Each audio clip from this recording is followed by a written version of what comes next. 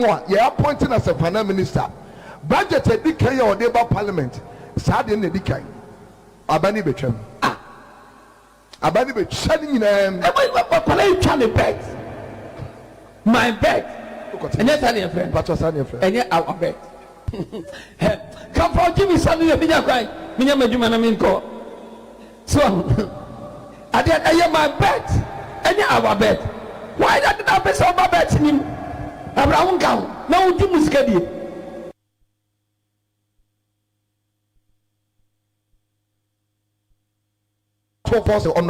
Honorable at your force. Only for Patawadama.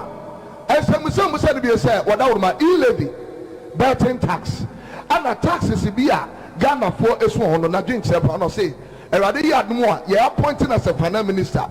Budget a decay or Labour Parliament. Sad in the decay. Abani Bechem. Abani Bechem. My bed.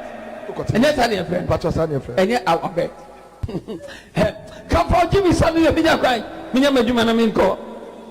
So I did my bed. And yet our bed. Why not the best of my bed in him? Abraham Cow. No, Timus Kadi. My favorite Jama is, oh, let me tell you something. This man want to give you something better around the mama, right, man? You see, and then, bra ship. Aviene, yes, star, master, 3x4. One for the master, one for the lead.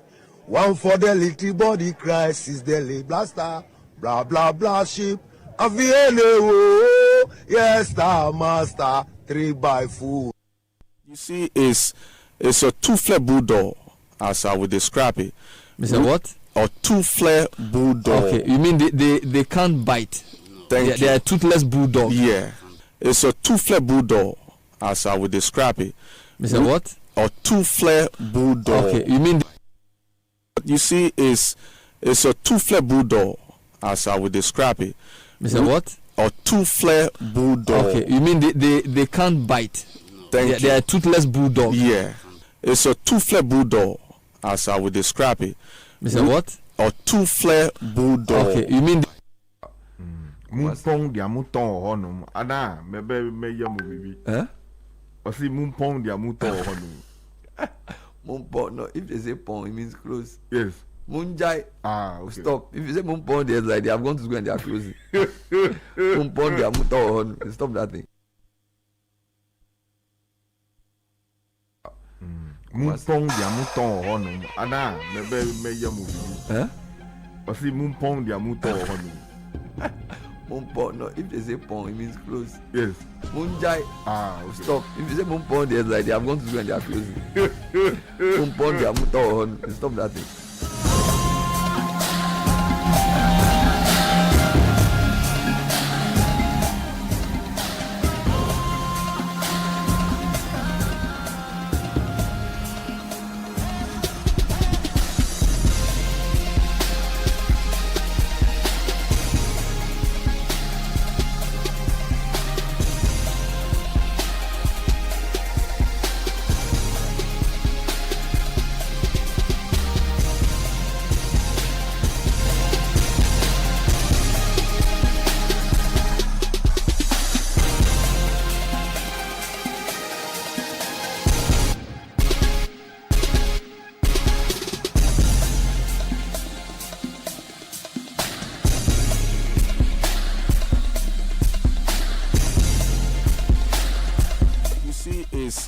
It's a two-flare bulldog, as I would describe it. Mr. What? A two-flare bulldog. Okay, you mean they can't bite? They are toothless bulldog. Yeah, it's a two-flare bulldog, as I would describe it. Mr. What? A two-flare bulldog. Okay, you mean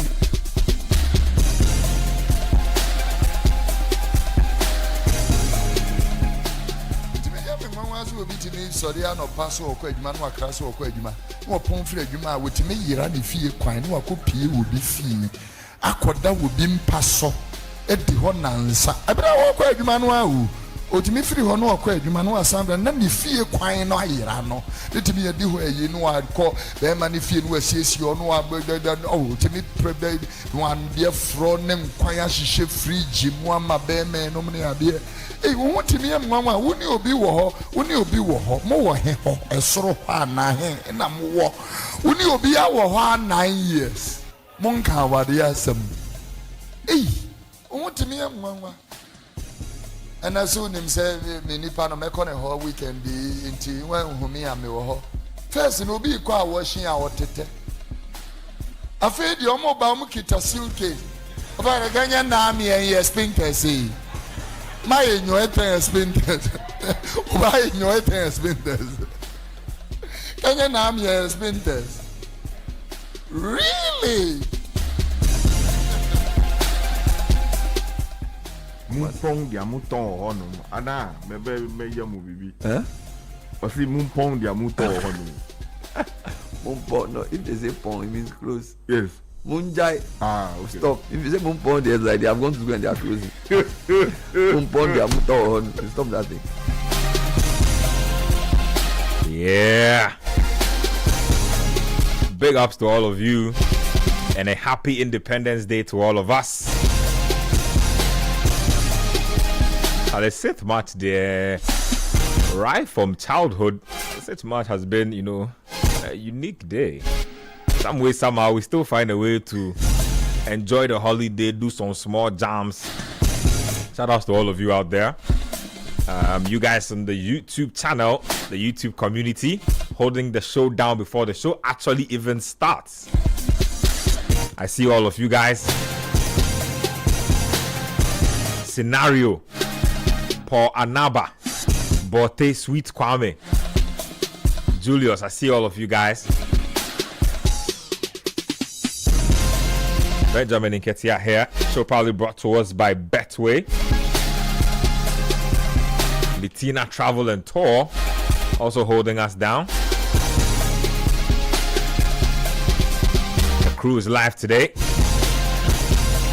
Shiny Brother One is out there engaging in some Independence Day shenanigans. He is still on sports duty though. But his good friend and brother, the Osofo, is here. Osofo has dumped down the outfit today. He has taken off his, the Osofo regalia. Today he's in a simple white shirt. Oh, Charlie. Osofo sometimes fights for independence, sometimes fights for, one of the freedom fighters of the day. Yeah, Charlie, hard guy. There's that. I'll be getting to that as well. Let me talk to Manuel Kwatis, also in the studio. He's told me that today is Independence Day, so a few things, will cry. I'm not saying that'll be hard. That'll be hard. That'll be hard. I'm going straight home. In Benjamin Nketiah's voice, that'll be hard. That'll be hard. We know the way you do things. We know how you do your things. Manuel, Ghana has Dean Kunim already. No, but going home doesn't change anything because me, I have the most fun at home. So go home. I'm just damn, man. No, but I'm saying if you know, you know. Yeah, man. We know. So, Manuel, feel free. Yeah, man. Send up a program. Feel free. See, when he comes to the Iron Boy haircut and then the chain, the clear silver chain, like it's business. Yeah, man. It's clean always. I respect it. Yeah, I respect it. Shout out to you, Manuel. Nangode. Nah, and he's not. He's not a two-flared bulldog. Yeah. He's a two-flared bulldog. Shout out to Shiny Brother too. It's a two-flared bulldog. It's a two-flared with the scrapping. It's a what? A two-flared bulldog. Okay, you mean they can't bite? They are toothless bulldog. Yeah. It's a two-flared bulldog, as I would describe it. As I would describe it. A two-flared bulldog. Shout outs to y'all, man. Charlie, big ups in all that you're doing. Coach, this is your man. Yeah, man. Only believe you in it. Come on. Thank you. Oh. Hey, y'all. You want to him? Oh, Charlie.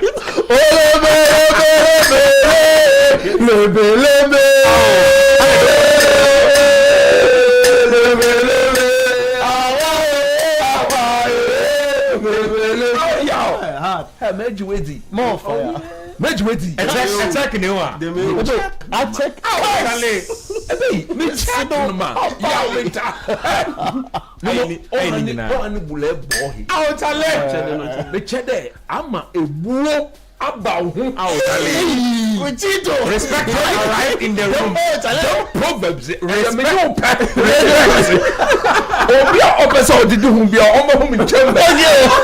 Respect has arrived in the room. Thank you. Too much. Oh man.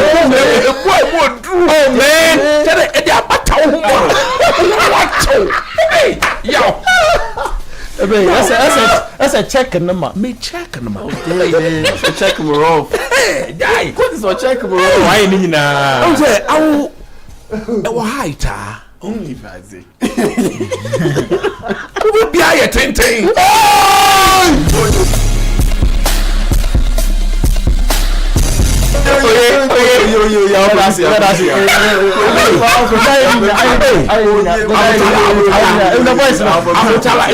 Ghana, Yanya sister, yes. As part of the sister, wait to many more.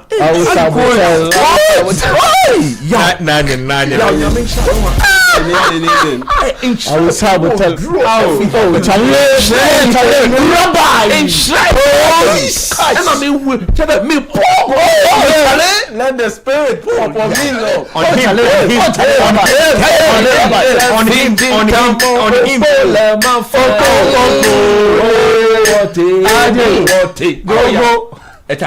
On him. Keji mi ye fijin tamo opole mafae. Ni wote. Eni mintayo jeme no mi sheyo. Eni mintayo jeme no mi sheyo. Otu mi che. Cash. Tamo opole mafae. Upliftment.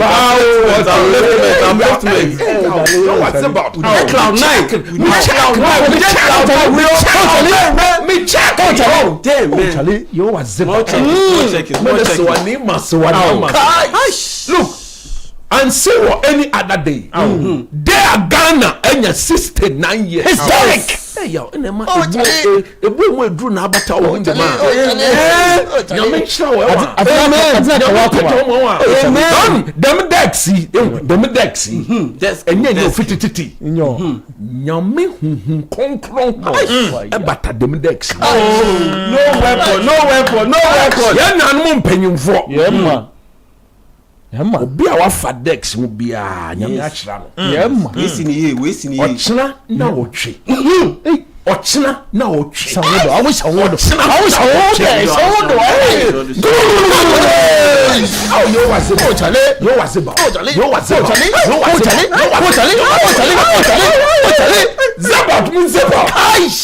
Oh, ochina na ochi.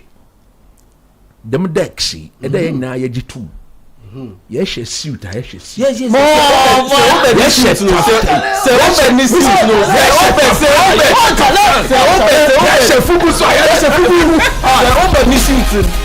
After Ghana 69, the bidder, because this is the climax of the Dex.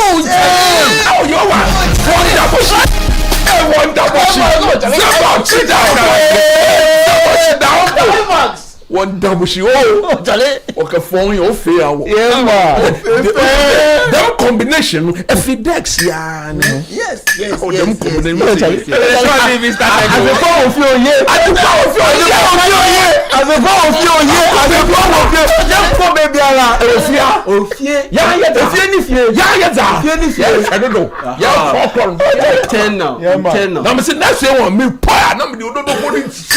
Internal chemistry. Them combination. Yes. The protons and carbon. It's the essence disproportionation.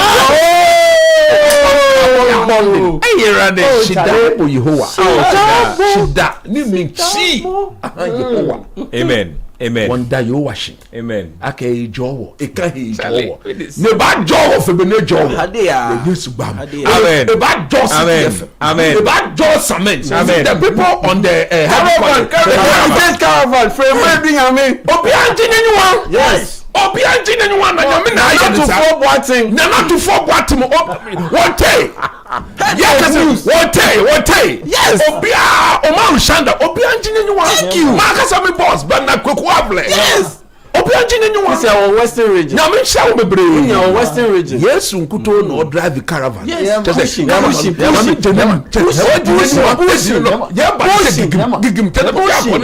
Smooth. Obi all caravan so esi nyame nhyira no. Amen. Amen. For continuously patronizing this caravan. 10th anniversary. Enya bibia ne wo. Amen. Nyame ankasa continuously. Amen. Amen. Next year we be ba na mo. Amen. Ya pega nka mo be tua ne. Amen. Manuel, it will be small questions and answers. Manuel, that you look no one that you washing. Hallelujah. You need to be aka. There's a lot to be. Se bibi waside chia. Yes. The mad. There's a lot to be thankful for.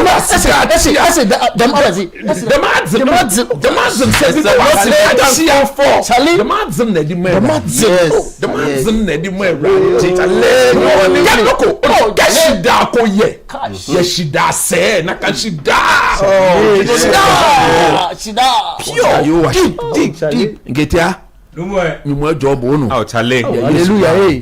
Amen. Amen. Please give me my sick tune. So let's get on it. You guys can text into the show via Charlie, the YouTube people, they are asking all kinds of questions. Anyway, 0539 986 996 0539 986 996.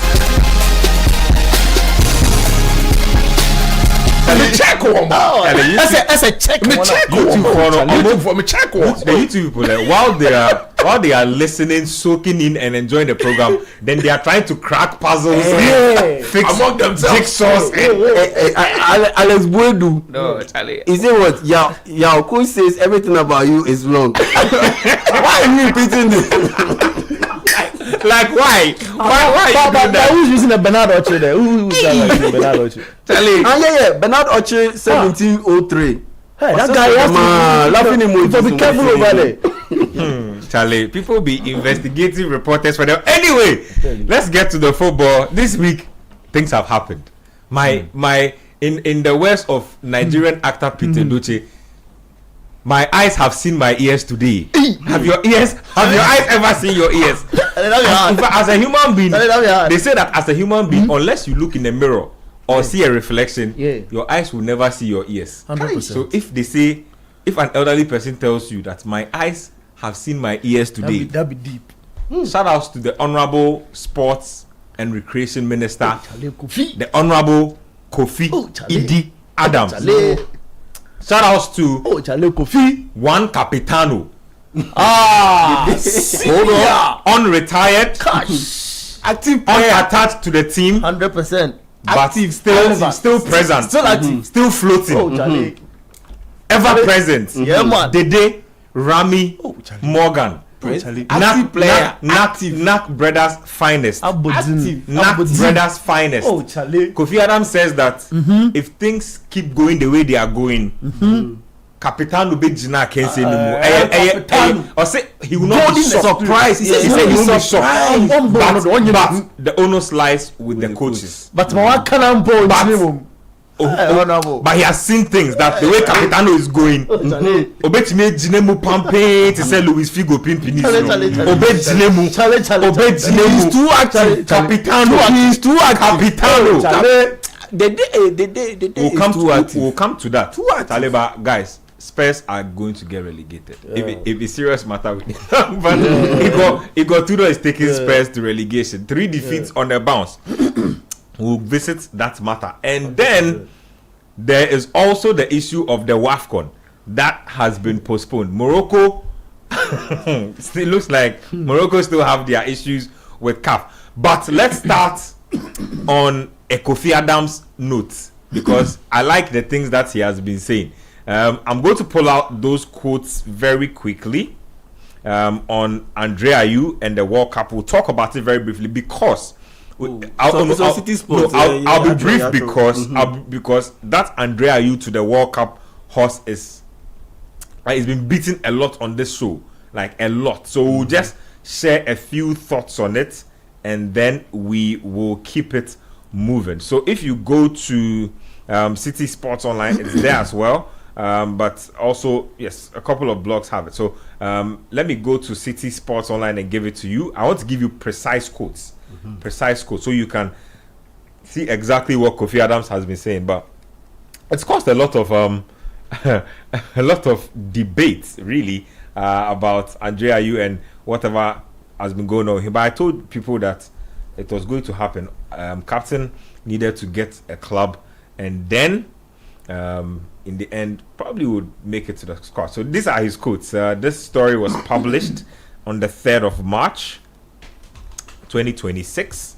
Andre Ayew looking in a jubilant mood with his hands in the air. That Nagbreda just is fired though, just on a side note, the purple and yellow. So Kofi Adams says that he has said that he won't be surprised to see Andre Ayew included in the Black Stars FIFA World Cup squad. Now, if you look at the quote, he says, I think Andre, is picking up also. Once he hasn't retired from international football, I won't be surprised we see him in the team. I will not be surprised, but that is the coach's responsibility, he told Adom FM. Now, ideally, right, to move this conversation on from where it's been in the past, a player who is playing active football and is not retired should be eligible to go to the World Cup. Andre Ayew, in the current context of the Black Stars, I think will fancy a realistic chance of being part of that complete squad. But I don't know if the minister probably should have been alluding to if it was an inevitability or not. I just feel like it would have been more diplomatic or safe to steer clear of such waters, since the person at the center of the discussion can also tend to generate a bit of controversy when it comes to this particular matter. Coach, I'm not sure what you make of it. Mr. Adams being asked about Andre, saying that he won't be surprised because Andre is picking up. You have always said your thoughts that Andre can be bit part in this team. 10 minutes, 5 minutes, those things, influence. But it looks like his game time is growing, his influence is growing, and it's come at the right time. Have you heard this song before? Walk about Negbeshan, oh, Negbeshan, walk about Negbeshan, hey, Negbeshan, walk about Negbeshan. Kofi Adams ke about Negbeshan. Can you explain that? Oh, yet ben a pity. We made it a hit. Yet buy him, and a pity. Walk about Negbeshan, Kofi Adams ke about Negbeshan, Honorable Idi ke about Negbeshan. Like something was there, but Nimli brought it, and then it became popular. But only maybe became big. He goeth nowhere. What? Yo, listen, how about it? He goeth nowhere. Oh, in fact, I used your quote for my article. Yeah, he goeth. He goeth. Oh, he goeth nowhere. Leadership, pillar in the room, intangibles. Look, don't do that. I will be hugely shocked, and I will give reasons why I will be shocked and surprised should Andre make this team. Look, everything that has a beginning has an end. Shouldn't this be his final chapter? No, the final chapter was in what? Cote d'Ivoire.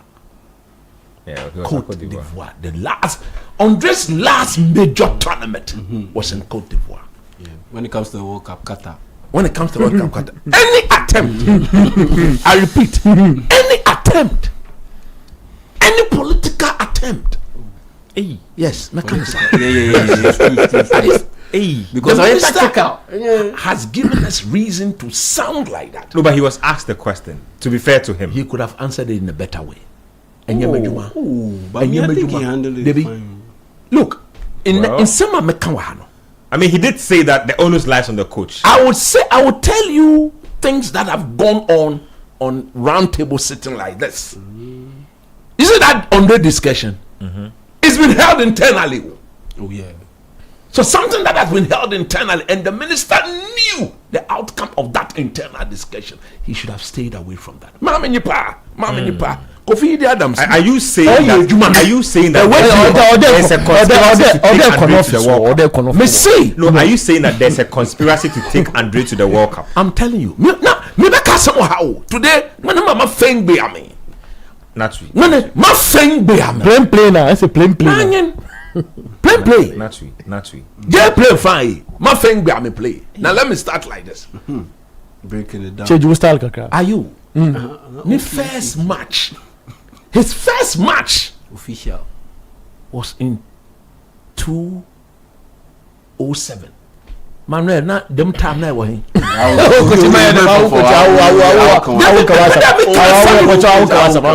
you are situating it in context? In context. From 2007 to 2026. So next year mathematics now. 20 years. Next year 19 years. Next year will be 20 years. 19 good years. And my minister is telling me that he will not be surprised if a player who has been around for 19 good years is asked not to go to the World Cup. Look, they should give me one footballing reason, tactically, technically, why he should be at the World Cup. He doesn't take any number. Our current strikers are not firing. Is he firing where he is? He's played 8 games. He hasn't scored. He hasn't given an assist. No, but when he's played for the national team, that's why. Why fire or brother? On fire. That's on fire, brother. I mean, but then you still have the leadership. Which leadership? Statistically, under his regime, for instance, right? Under his regime as Blasters captain, it's been the worst. Don't go there. We are talking. Let's stay. Abotala. I would say that's the leadership. Under his regime as Blasters captain, he's been the worst. But he's not going there as the leader of the group. He's going there as an experienced head. And that's where me my problem. Who has been to more World Cups? Let me tell you something. After the 19 years appearance, look, I have enjoyed close to 15 out of 19 years of him. Latter part. Which is a good percentage. Which is an absolutely brilliant percentage. But would you not argue that his introduction to the team was done mainly because he's Hadekola Bedipele's son. So that's why when he started. Me building me point. Oh boy. Me build the point. Look, I've enjoyed 15 out of the 19 years. The last 4 years, the least said about it, the better. The latter part, no, enkoye, ayo, wayo. Oh, and I are dropping bars. Ayo, wayo. They will make a look at that. Look, nobody's. You can tell you know my son or the young man. That's how you wired it. Why you? Look, the last dance. The last dance. The man has gotten. He's lost close to 6 yards of genuine pace. Hey, buddy, 6. Well calculated. 6 yards. Come on. Me see. I'm chemistry physics. Say now marks. Say yes on the marks. That said, young cop. The World Cup speed now. What the World Cup? We lose 6 yards already. His movement is gone. In the American heat, it will be a problem. If you look at the intensity of the World Cup, be very careful. But you're going to play it in the summer. No, you play it in the summer.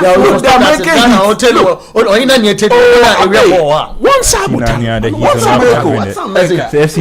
heat. Listen, what's America? The man doesn't take any food. Look, at his age, 19 years services to this country.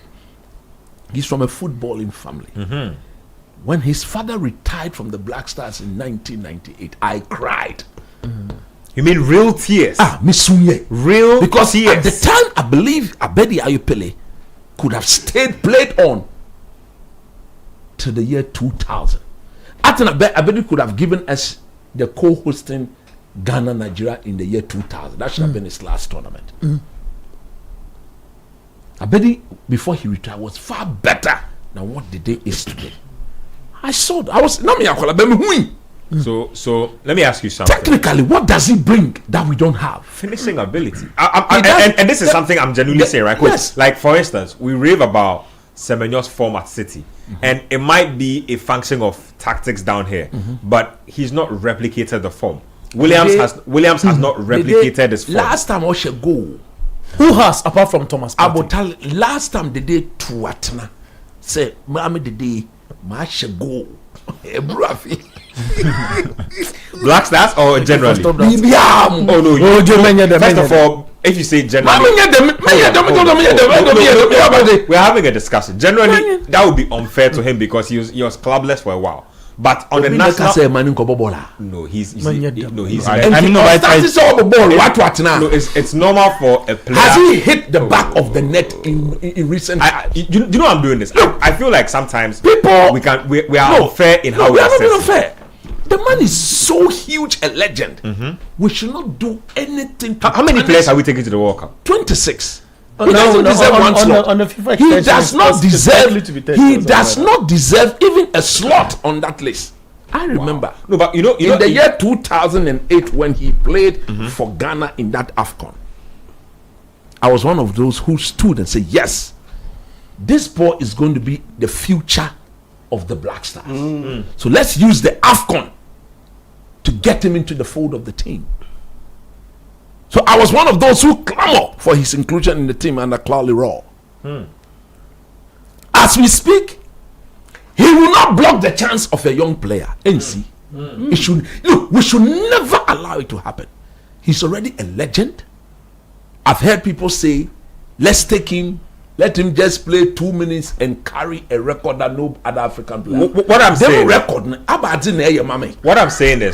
is that I think for the last World Cup we took 23 or 25. I'm not sure. Are you saying that even in a 26-man squad, which is likely to be 30, we cannot find what if we cannot find one spot? There's no Andrea. It is the World Cup we are going to. No position in that team should be given to anybody because we want to thank him. No, it's not a thank you. Then what is it? It's a farewell tour. No, not a farewell tour. No, hold on. He's been to multiple World Cups. What you whap him? Whap him. No, you need that. Are you whap him? Don't you need that in your team? No. So I'm coming back. Because of where you've gone, I'm coming back. You were in Cote d'Ivoire. You were in Cote d'Ivoire. He was in Qatar too. You were in Qatar too. He's not feeling. And who? You first stop that. See, this is not about me. Yeah, no. We all saw. Okay, let me say. We all saw. We all heard. For me, I didn't see you. Look, but from players within the team, from management members, that I can categorically say, and I believe whatever they told me. This was the player that created the biggest or the most uncomfortable situation for the entire technical team. He could substitute a player for himself and came into the pitch. I'm catching up. But now, under which look, can anybody tell me why Joseph Pencil was substituted in that game? It's okay. Our best player on the pitch all of a sudden got lost. I will tell him to Ghana something I can when mommy sign something about it. What's a cool down? Me cool down. I can cry. What's a cool down?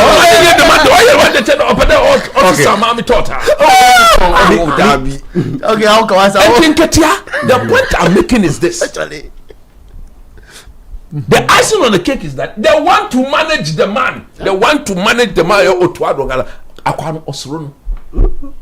Otuado has told the minister, me catch on net.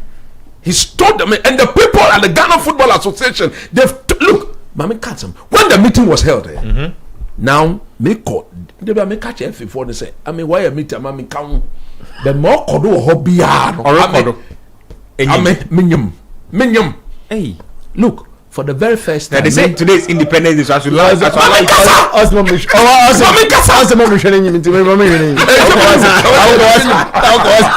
look I'm telling honestly for the very first time me Ketokreku ya dream. You mean you and Ket? I'm come to say something. I agree 100% of the stand of Otuado and Ketokreku. I'm telling you today. That's what meeting about SMC. Me say at the meeting. Then there, yes, meeting no. Yeah, your meeting be 4-5. Say it's bad. Akwani papa ti ho a. Ontime bo akwani din. Now what kind of undertone? Obekobi, onkobi.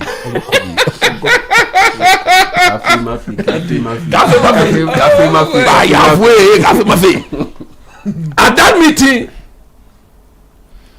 the marshal was not there. So when the marshal was not there, then the minister brought the agenda came up.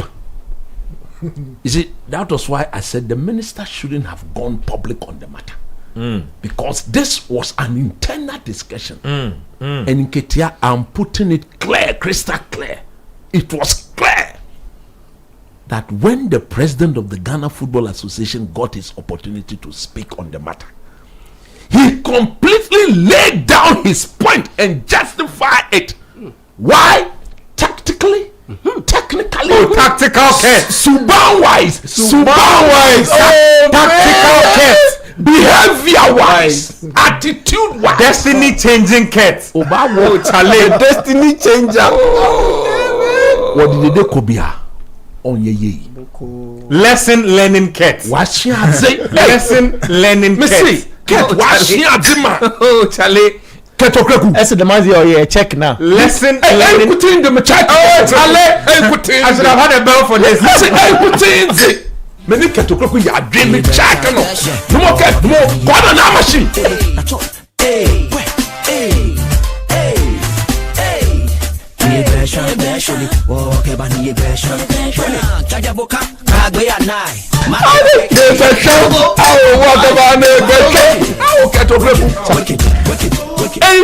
Creating wealth cats. As for this one, Ketokreku. Oh, Charlie. Shout out to Ketokreku. Hard guy. Win. So Ket namely says, put down your foot. As for this one, he's backing you. Coach with 10 bags of cement. Coach Otuado. Yes, sir. Enyazi. Beikutinzi. Beikutinzi. Eno kometu Otuado. Kona nyamashi.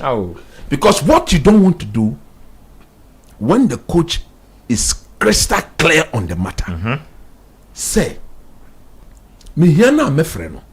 He said it. I say then, when I need him, I'll call him. Oh yeah, I can get you. Until say, I'll be calling. No minister, no political interference, nobody should go and hold the throat of Otuado.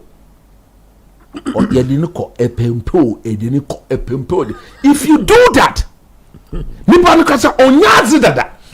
so don't give him any room to come out and say you didn't make my work successful. Don't give him any room. Okay. And the minute look, the icing on the cake is the fact, say, the man to manage our team, the one in charge of that playing body, is not ready to work with them.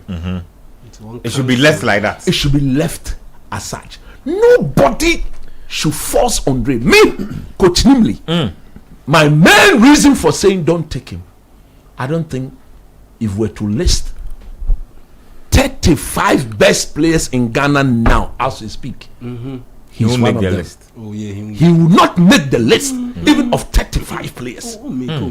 It's the World Cup. You take it only your best. Take it. Bible move, bro. Say biblical namely. You take it only the best players. Thank you, my brother. Thank you. Take it. I've heard people say, tell us. Cameroon di Roger Miller Koye. Roger Miller Koye. We saw it on the pitch. And in the case of Roger Miller, what most people didn't know is that it didn't even. It was not only the backing for the president, but the playing body at the time in 1990 said they wanted him around. You mean they were clamoring for Miller? In 1994, they said bring him around. But as we speak today, as we speak today, some of the players are very relieved. Don't do this. I'm telling you. Don't be doing this. Nobody loved the boy more than they do. Maybe only his family will love him better. Charlie. But you know me. Loving Nimley. You know me when it comes to ever doting Nimley. Oh, Charlie. Look, out of the 19 years, I enjoyed the first 12 to 14 years. Even the first 12 was delicious. It included CAN 2008. Yeah. World Cup 2010, AFCON 2010, AFCON 2012, AFCON, he didn't go for the 2013 one. It included AFCON 2015, AFCON 2017. When he was made captain for the 2019. Yeah, he's been around. That is where the problem, the performances started dipping. Okay, points well made. So you advise the minister to stay away from making. As for my minister, Honorable Kofi E.D. Adams, You stay away. Okay. You are working and doing the job, but certain areas. The guy is taking out points foul. And the fact is that if the thing is held internally, let it remain there. Nobody should impose a player on Otuado. Me, I'm telling you, Otuado on Nyade. If I had the means, I would have fired Otuado and fire him again. But the fact is, he is the one taking us. So whatever he doesn't want, nobody should impose it on him. They didn't know.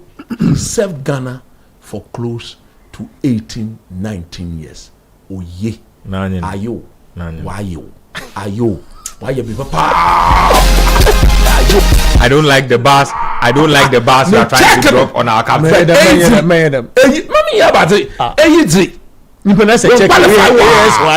But look, me say everything that has a start. Everything that has a start has an end. Where is Asamoah? Okay. Where is Makelese? Where is Ayew? Look, my last point. In 2010, I was one of those who defended Ayew benching Sule Aliyu Muntari. Muntari at the time had won the triple. Yeah, that's a tough call. It was the Champions League winner. What? Yeah, within Milan. Yeah, 2010. Over 48 matches in all competition, Aliyu Muntari. But Andre benched him, and I was one of those who supported them because at the time, what Andre was giving us on the flanks on the left, that was what Muntari gave to us in 2006. In 2010, Muntari was now drifting into midfield. So he had forgotten that to and fro Surun Sawa movement on the flanks. Konabra. Andre Jinimoto said, yes, they didn't hear. This guy. You remember that game against US in South Africa? When Abedipele was seated at the top and his younger sister and the mother, Andre. It's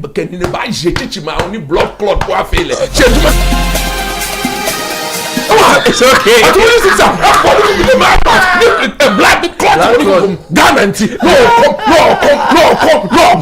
come. And no call me come. Oh, I can legit man. It's okay.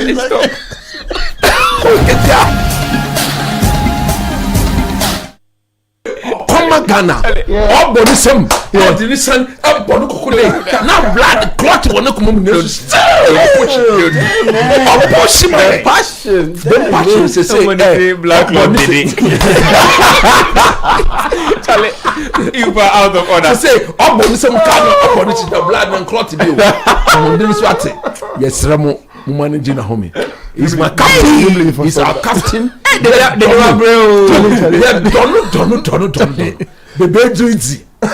Well, we've gotten to there. No more not share. Yeah, one time fight. Let me listen. I know if you are talk. You've exhausted your points. I got points, but I wrote a whole article on it. That's true. That's true. Would I be surprised the day you go to the World Cup? No.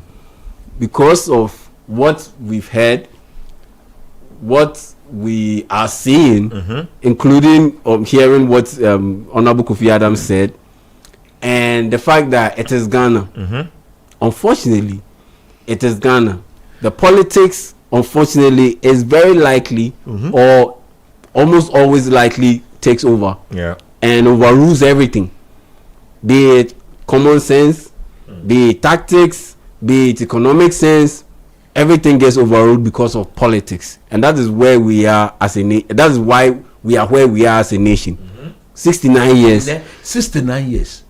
The politicians, they should ask themselves, look at our roads. Look at this country. I was coming there. Look, I virtually wept yesterday in Ketia. Missouri, 69 years, Ghana. Abutara. We cannot boast of having a simple transport system. Yeah, roads near Basa. We cannot go to Malaysia. What for plane? To say trotro. Wakobanyen.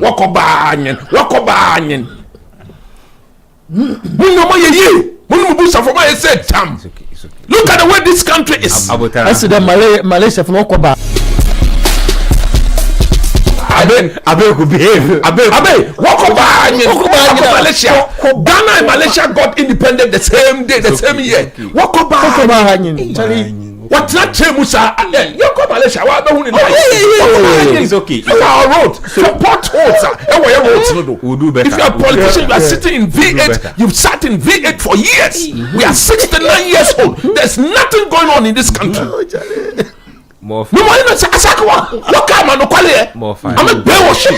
The politicians, I'm a bear-washing. Look at yourself in the mirror as a politician.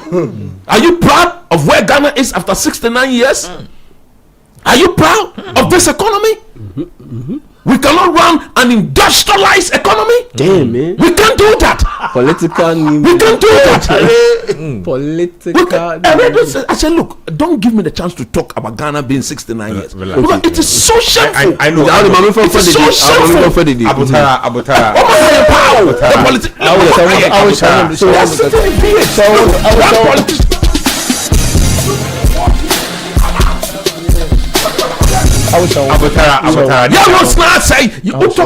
When you look at your car, look at the way your car is sounding. Look at the way this your car should it be sounding the way it is sounding.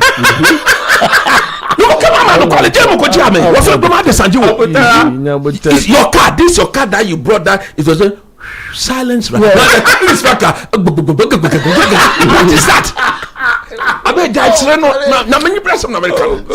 What is this? What sort of people are we?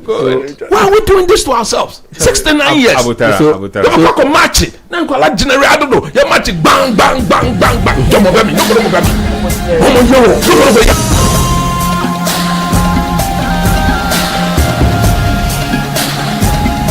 So Ben, because of these reasons why I honestly believe that I wouldn't be surprised if the day goes to the World Cup. But should he go to the World Cup? No, he shouldn't go to the World Cup. Because let's break it down. So from a team selection point of view, in terms of quality, overall quality, specifically our forwards, who does the Ayew beat in that forward line? Who is he better than? Who is he better than in terms of what we term production this season? Who is he better than? Who has he outproduced in that forward line? You get it? And if we keep it a buck, if we are keeping it a buck, even Iñaki Williams, who has had an injury-riddled season and has scored a couple of goals and has a couple of assists, even he, if we are to keep it 100, he should be worried about his position. Facts. Whether he will get selected in to the team to the 2026 World Cup. Yes, you see, I was not a big fan of him at the Qatar World Cup, and I'm still not a big fan of him. So if we are saying this about Iñaki Williams, why is the imagine what will you say? What about the Ayew? You get it? If Iñaki Williams, who is playing and contributing for Athletic Bilbao, and he's contributing, but we believe that he can contribute more. And he isn't meeting that standard. And so because of that, we even have questions about him. About he getting selected into the team. Then why should we even harbor the thought of bringing the Ayew into the team? You get it? Now, tactically, no, let's talk tactics. If we play a 4-3-3, we spread out the forward line. let's say Iñaki Williams, Antoine Semenyo definitely a lot. Jordan Ayew. Where does the Ayew fit in? 10 minutes, 15 minutes. 10 minutes, 15 minutes. No. Who is he beating in that second unit? Again, it goes down to quality. Because there's Kamaldeen Sulemana. There's Joseph Pinto. There's Mohamed Husseini, Union Saint Jelois. Now, who is he going to drop? There's this. Pass the ball to him at feet. He's not giving anybody. There's this flying youngster at Norgeland. Again, right to Dream Academy. They produced another one for us. Prince Junior Mwako. Go check him out. Go check him out. Yeah, they look at what at FC Norgeland. Go and check him out. He's going some. Go and check him out. FC Norgeland. Prince Mwako. There is Fatawu Shahaku. So we have choices. So even in that second unit of that front line, he does not doesn't beat anybody. So who is he beating? Then on top of that, you also have to factor in the team chemistry. And for me, that's my biggest issue. He used to be the captain. He was a divisive leader. Per what we've seen and read, his reign was divisive. Very, very. The locker room, dressing room, changing room, whichever jargon you want to use, it was divided. Now they've moved on beyond him. A new hierarchy has been put in place. So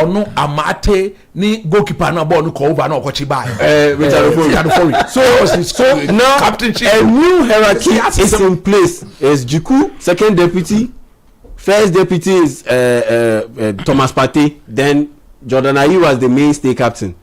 Would the Ayew respect that hierarchy in camp if he is part of the team? I don't see it happening. And once you disrespect the hierarchy, you bring about anarchy in the team.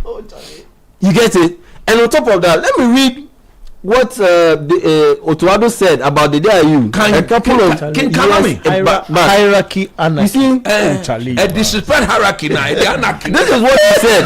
This is August 29, 2024, and this is at the time where the Ayew was about to sign for Le Havre. This is what Otuado said, and I quote: "Like I said the last time, we have to look a little bit further. That's right. We have to look to the next AFCON. Easy. But also, if the Lord permits, we might qualify for the 2026 World Cup. Also for that, so we are looking at 1, 2, 3 years ahead. That's it. We are looking at 1, 2, 3 years ahead, and we have to build a squad for that. How does the Ayew fit in this? He does not fit in this. We want to come and win the next Yes, AFCON. it's true. Before I pass it over, it's true. Yes, Abeku said it. We are very likely to have an expanded squad for the World Cup per country. And I made this point in my article that look, it has happened for decades. Brazil, when it comes to the World Cup, they are the template. They won it the most times, 5 times. Now, look at the number of times they've won. The trend. I'll build it for you. 1958. They brought in 2 17-year-old boys, yes. Garrincha and Pele. Yeah.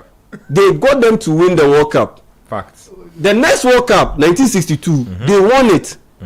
Pele and Garrincha were part. Garrincha was more prominent in that win because Pele had some injury issues. So the two members, those two youngsters, 1958, 1962, they got them to win the World Cup. Then Garrincha retired. Years later, 1970, Pele was old, but he was active. He led Brazil to win their 3rd World Cup. So you see, one cycle, 2 youngsters, they brought in several of them. Yeah. Now, 1994, Luis Ronaldo Nazario de Lima. The phenomenal. He was part of the 1994 World Cup. He didn't play much. He was just 17 years old. He was playing for Cruzeiro. Facts. He was part of the squad. 4 years later, he was the best player in the world. He got Brazil to play in the final. They lost to France. 8 years. 4 years later, 2002, he got them to win the World Cup. He was the top goal scorer of that tournament. Yes. Part of that 2002 squad, it was Kaka. The next cycle, he led them. You get it? So there's always a cycle that goes on. Ghana, we used to have it because 2006, that Ben Kofi group 2002, they got us to that World Cup. That was the Michael Essien Then then the 2010 we saw the transition because they were getting older, and so we used the 2009 group that Ayew was part of. Only captain, the under 20 group, he was part of it. He was the captain, and he fronted that cycle change, that transition. Now we have come to an end. Why are we still having an issue moving on to another generation?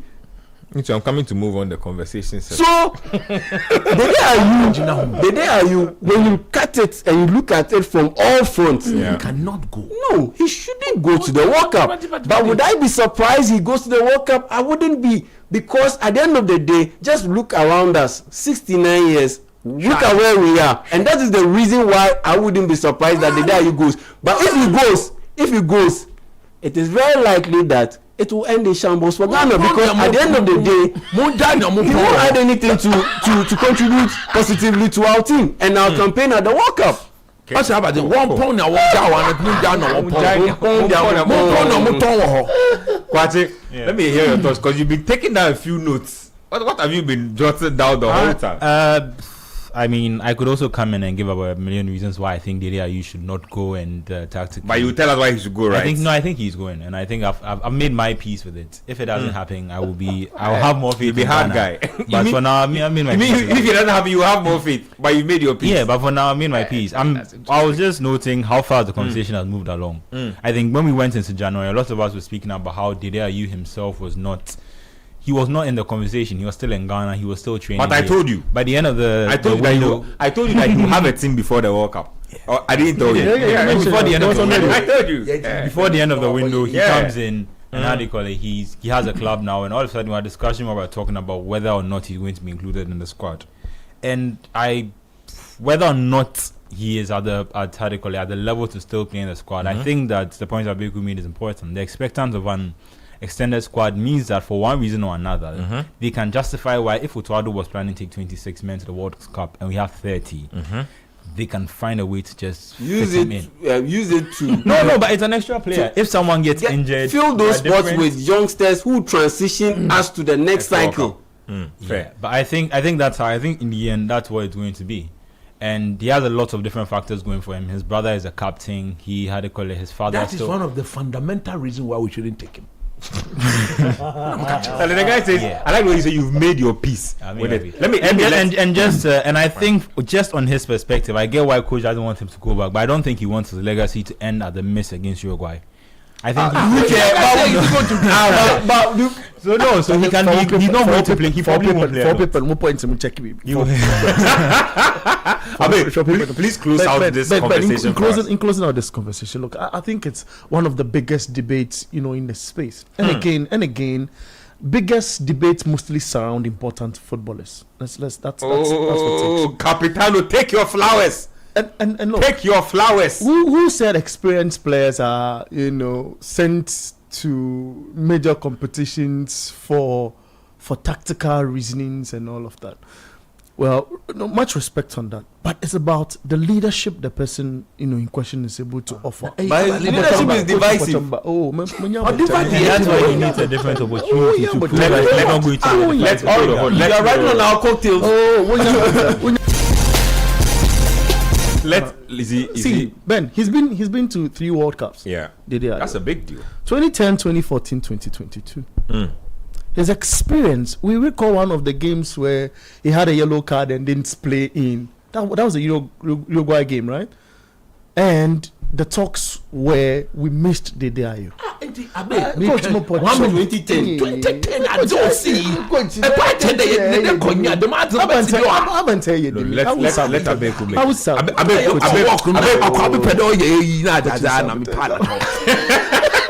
Don't do that. Coach is out with them. See, veterans aside leadership, comes with composure and a bit of decisive moments. They do not need 20 minutes to do a lot of magic in a football game. He does not need 15 minutes. 15 minutes on the maximum is enough. The kind of magic he will be able to produce in a game. I feel for his experience And for his level of contribution, this is a World Cup winner at the under 20 level we are talking about. It's a World Cup winner. Okay, and it is one of the most important reasons why we should take Dede Ayew to this World Cup. And the examples are there. Luka Modric in 2018-2022 was at the World Cup in his 30s. Oh, I've been saying 69, baby.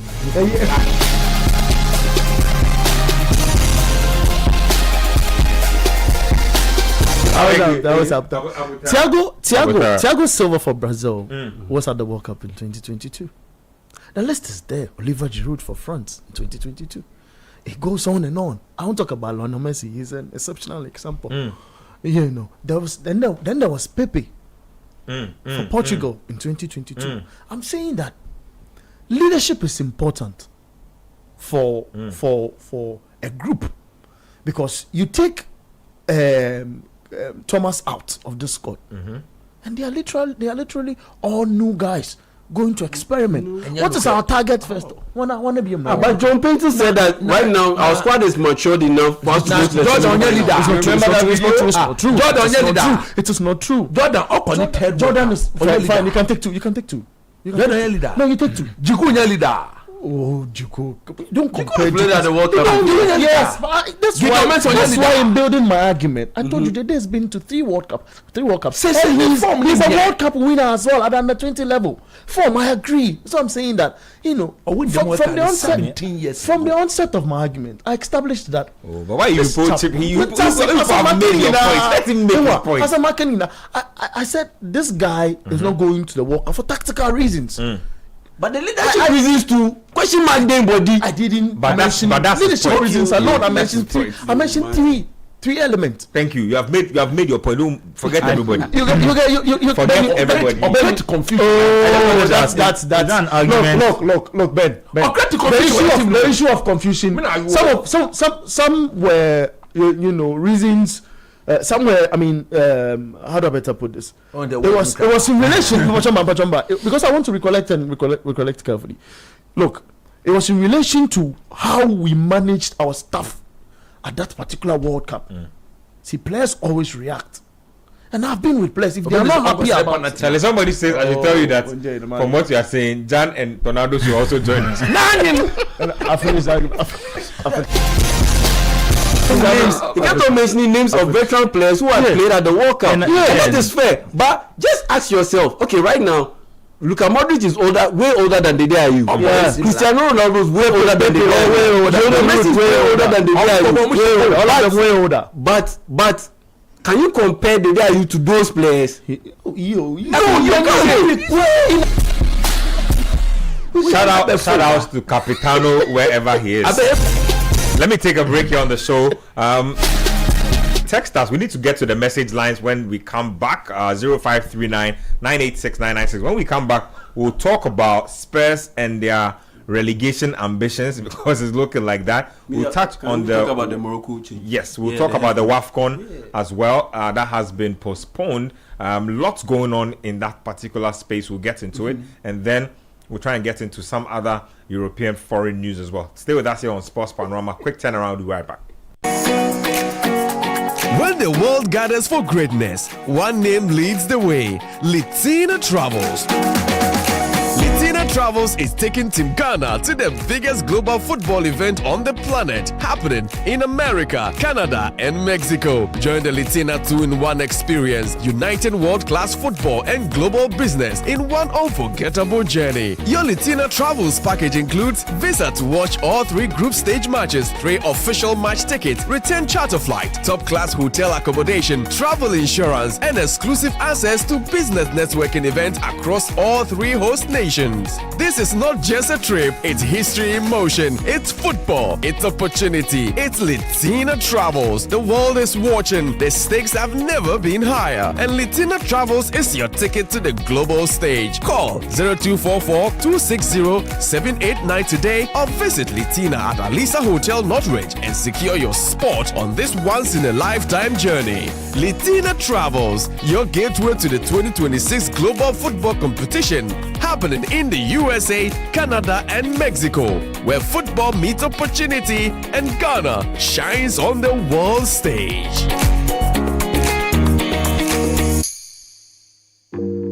This season, get ready to meet the Blanksons. Meet my lovely family. We can do that whilst I'm seated and eating. A family where love is strong, secrets are deep, and mischief is a daily routine. He will be here for days, and I only find out at a family dinner on the day that he arrives. Just when you think you know them, the truth flips the script. Drama, humor, and unforgettable family moments. Morning, family. Everything in the kitchen is actually gone. You know, in the UK, I work like a donkey. But here, I eat like a monkey. A Channel 1 TV production, The Blanksons. Coming soon, only on Channel 1 TV. Thirsty. Away, Dad, I'm sure he's gone. Good morning. I thought you were gone. The Blanksons. The vibe is too much. City 97.3. Accra.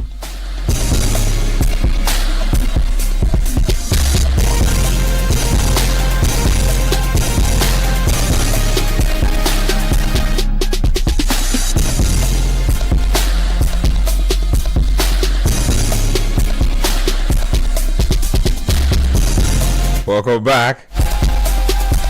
Benjamin Nketia here, Sports Panorama.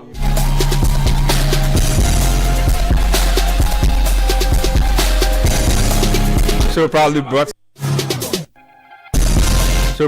to us by Betway. Now, Betway say it's time to get rewarded as the next big sports betting influencer.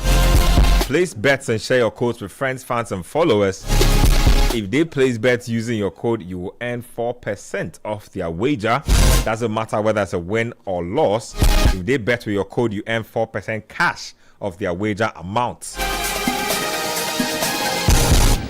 This means the more people bet to your code, the more you will earn. Start betting, sharing, and winning with Bet Influencer exclusive to Betway.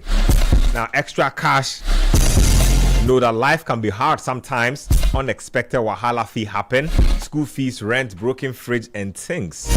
Everything will come at you at once. That's why extra cash from Forms Capital, they here for you. Gives you extra money right inside your Momo wallet. You can repay any day or up to 30 days. The best part is the interest is charged on how long it takes to repay, and when you keep paying on time, your limit will grow over time. No need to stress. Just dial *170#. Select 5, 3, and 5 to activate your extra cash. *170#. Select 5, 3, and 5 to activate your extra cash. With Forms Capital, the mantra is no wallet left behind. Litina, oh Litina. Yebeko World Cup Litina. Yebeko World Cup Litina. Litina. They say greatness is gathering. So be there. Be there. Team Ghana is going to the World Cup with Litina Travel and Tour. Mexico, Canada, and America. The 2-in-1 experience is uniting global football and business in one unforgettable journey. The package includes visa to watch all 3 group stage matches, 3 official match tickets, return charter flights, hotel accommodation, travel insurance, and exclusive access to business networking events across all 3 host nations. You might even bump into Trump himself. Who knows? You never know. It's not just a trip, it's history in motion. Call 0205-229-553 or 0506-676-957 today, or visit Litina at Alisa Hotel Northridge and secure your spot on this once in a lifetime journey. Let me read some messages coming through before we move on to our next item. Coco Ninja from Osu. Charlie, that's the name, man. Coco Ninja says, please tell Nimli he should remember Tottenham in his prayers. Uncle Sicho says, God's love says that, Charlie, you guys for organize some Jama session one of these days because the file be too much. Hey, in Ketia, you know Market Inside, wow, we they see everything for the media talk. Big shouts to Dimly and all the guys in the studio listening live from London. Sally, you did London where you did see all these things. Yeah. I tell you before the show. Anyway, more messages 0539 986 996. We'll get into more stuff. Let's get into that WFCON postponement right about now. So basically, the news is that the WFCON, which was scheduled for the 17th of March, I believe that's when it was scheduled to start, to the 3rd of April, will now take place from the 25th of July to the 16th of August. Now, in a statement released by CAF, it said it was rescheduling the tournament due to unforeseen circumstances. Now, this year's tournament also doubles as a qualifier for the 2027 Women's World Cup in Brazil, which was also scheduled to be held from March 17 to April 3. So there's just a lot of confusion really happening as far as this one is concerned. Really crazy stuff. South Africa have stated that they will step in to possibly host the competition. But yeah, what's going on with this competition so far? Pull out from Morocco, all that. Yeah, That's a lot. So it's basically a situation where Morocco were due to host the tournament, but they were just not forthcoming with information, as in the preparation, as in the hype for the tournament, in terms of promotion, over more or less flimsy excuses. Flimsy excuses in the sense that they were saying one moment it was the lack of venues because they believe that at this point in the season, or in the football calendar, their venues are being used by various clubs, and some of the venues, are being renovated ahead of the World Cup. It was basically 11 days. If counting today, would have been 11 days to the tournament. To the tournament. Yeah. And some of them are being renovated, in light of the World Cup. Even some of them are being used during the international break. Yes. So and on top of that, some too argue that they didn't want to mess up the scheduling of their Women's Premier League and the release of their play. So many flimsy excuses. And in the end, the worst part was that they were not forthcoming with information. So if you know that you can't host it, just officially announce it. And that's what pissed off the South Africans. To the extent that their Minister of Sports, Arts and Culture, Gayton McKenzie, held a press conference and he blasted Morocco because of it. That you cannot take everyone to ransom. The whole of Africa, you cannot hold us hostage. They are acting like sports kids. Yes, you're more or less holding everyone hostage. And he even went ahead and took a direct shot at them that, look, if you are not ready to host it, we can step in as host in no time. Because at the end of the day, your facilities are even better than ours. That's what he said. Shots fired. He said we won't be held to ransom by a country with less than less than us. That's what he said. That's what he said. You get it?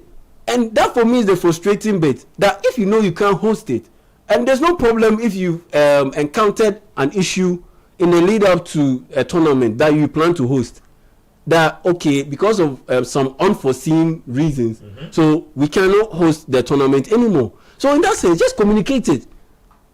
South Africa can step in as a host easily. Maybe because of the tensions in the Middle East, you don't want to be affected because Morocco is also in that region. So you don't want to be affected. And that was more or less what pushed you over the edge in terms of relinquishing or forcing you to reschedule the hosting of the tournament. But at least let it be known early, because it's not like without you another nation cannot host the tournament. South Africa can host the tournament. So Ghana can host. Oh, no.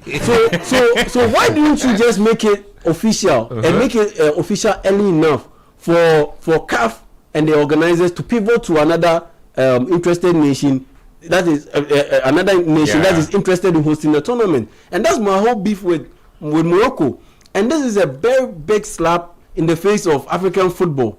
And the worst part is, per their inactivity and per their inactions, it looks like CAF has endorsed it, more or less. Because can you imagine another country pulling off this stunt without any repercussions? And we all know why. We all know why. This all has reasons to this whole notion that CAF are in Morocco's pocket. And for me, it's very disappointing. Yes, this is not the first time that we've had a host nation say, oh, we can't host the tournament in this specific timeline. So let's move it a little bit further down the line. It's not the first time it happens. But at the end of the day, the build up to the tournament itself, things were very terrible. Yeah. It was wrong. And the lack of communication made it even worse.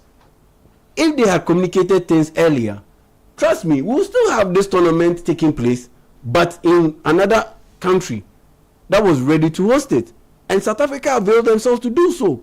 So for me, that's very disappointing. And it goes back to the issue that got me to highlight those issues that affected even the AFCON. That you cannot have a situation where a country is hosting so many tournaments. At the end of the day, you have a hosting fatigue. And that is one of the main reasons why Morocco, they were pulling off all these shenanigans. They are just more or less tired and fatigued of having to do this thing over and over and over and over again.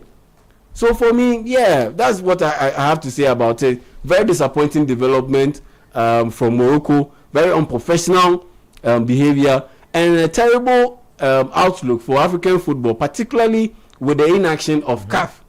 Because the way they handled this, they could have forced Morocco to come out clearly and say that we're not doing this. We're not doing this anymore, so we can pivot to another country. Yeah.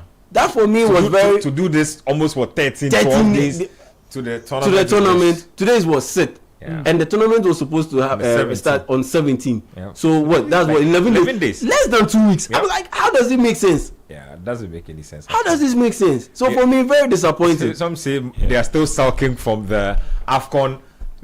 How the AFCON, literally played out. They are still unhappy with it. Exactly. Sorry, and that for me is the worst of all. That because you didn't win the tournament, so you are more or less treating this WFCON as some kind of like backhanded backend tournament. I mean, they continue to because they also lost the WFCON final. And they lost the WFCON final too. That was the start of their whole complaining and got the head of the referee fired. Yeah, so. It's just a constant and it's all because of that. That's why one of the reasons why Regragui has resigned, because the pressure was too much. Yeah, I mean the women's head coach, the South African women's head coach, there is Ellis. She made a really good point that she doesn't think this could have happened with the men's AFCON, and that's not where the issue should be going. This is not one of those issues where it feels like women's football is being treated as an afterthought. But this would not have happened with the men's AFCON. Ben, and whatever they could have done to make that difference, it's disappointing that they didn't. Ben, I want to say something and leave for CNN on TV. Look, this was coming. What's happening now? It was coming. And Morocco have a few when it comes to their continent. They have best facilities. They have well-structured football system. And they should have certain favoritisms from CAF. Dr. Patrice Motsepe is a South African. He knows the investment that country has made in football and infrastructure. The politics we see happening now between, South Africa. It is actually between South Africa and Morocco. Yeah. What is happening is between South Africa and Morocco, and it's because we have a South African as the federation. And you remember there was a South Africa issue where it was a protest about their World Cup.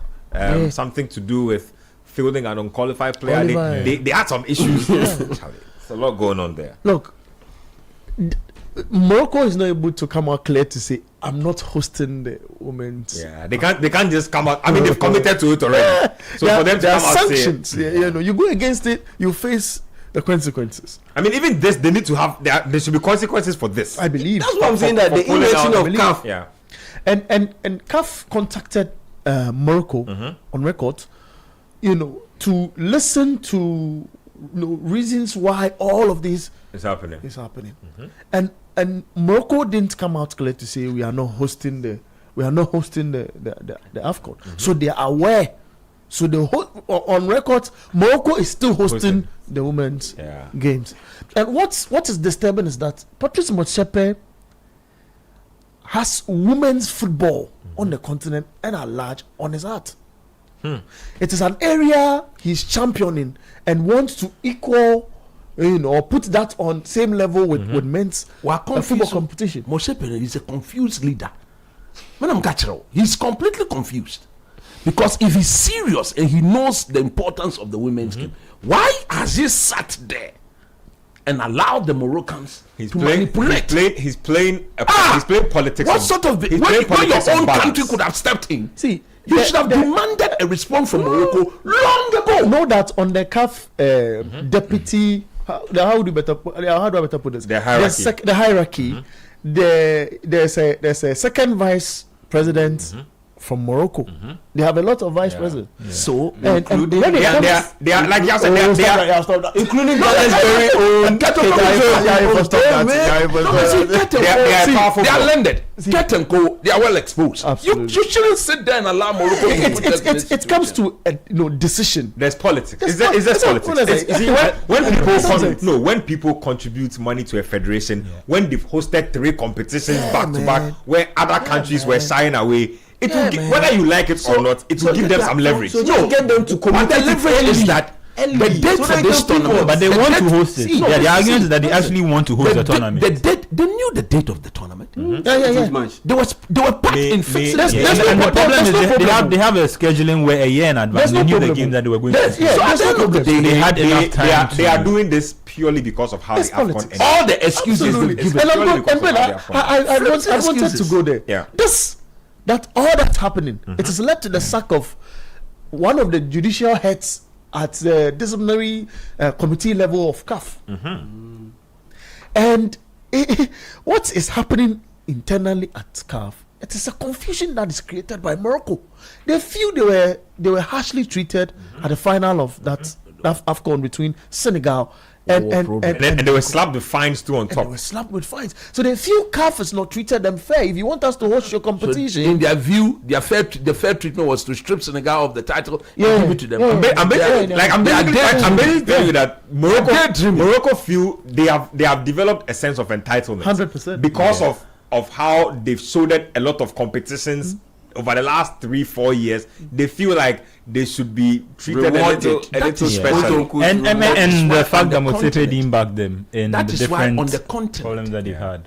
It's shameful. It's embarrassing to have one country being made so powerful. It is. It's shameful. It's unfortunate, but that's what you think the South African who spoke, the guy who spoke, the deputy minister. They've gotten pissed off.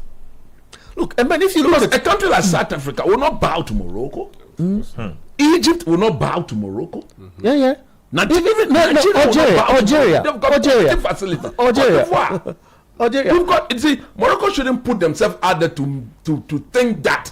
They think they are co-hosting the World Cup. South Africa hosted the World Cup all by themselves. As we speak now, South Africa is one of the I like the World Cup all by themselves. That's why the South Africans are saying that what is this? It's my point. You saw the anger in the voice of the sports minister. It's federation politics. What is that? It's a lot of federation. Who do you blame for this? You blame the CAF president. No. And he said all the decisions.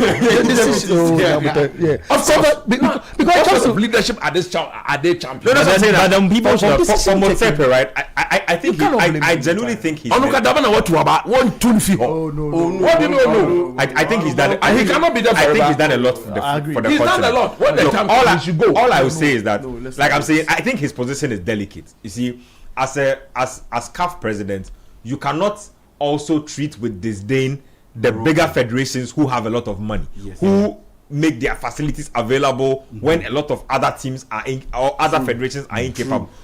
Where you draw the line is that you must try to be fair. But I always say that, and I'm not even justifying it. I've always said that even when you are in class, your teachers treat the brilliant students a little favors.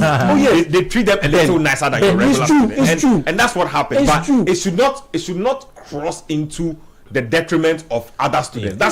That is where it should not. Even Jesus and his disciples took just 3 to the mountain for the what is it consecration? Let me give you a simple example. So during the week, I organized a test for my transfiguration for my finest year student. So my best student got something that by her standard she shouldn't have gotten wrong. So instead of saying LIALH4, she said ALH4LI. And I said, no, the name of the compound is lithium tetrahydroaluminate 3. Oh, Charlie. But from what you have written, he said, but then she said that, but sir, it's different. This It's person the same wrote thing. it, Yeah. but you corrected the person again. I said, yes, that person is being encouraged to get to your level. You have set a standard. So there are certain things I will not pardon you for.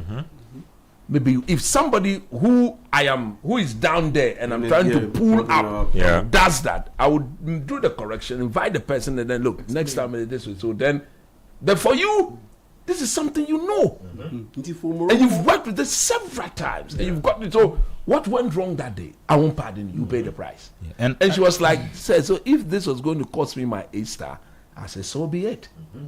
So be it. So for somebody, a country like Morocco, you've set the standard. You set the standard. So why behave in the manner in which you are I'm behaving? actually kind of shocked, and I just think that, like you rightly said, this has all come about because a lot of the other federations have slipped down, like the pecking order. They are broke. They don't have structures. We can't take care of green grass. I mean, it is green grass. Look, we are celebrating 69 years of independence. We can't take care of green grass. And because go to the Accra Sports Stadium, go to the level. We can't even feed green grass. They don't feed green grass. The competing teams are 16. So imagine the stadiums that we have. Phantom.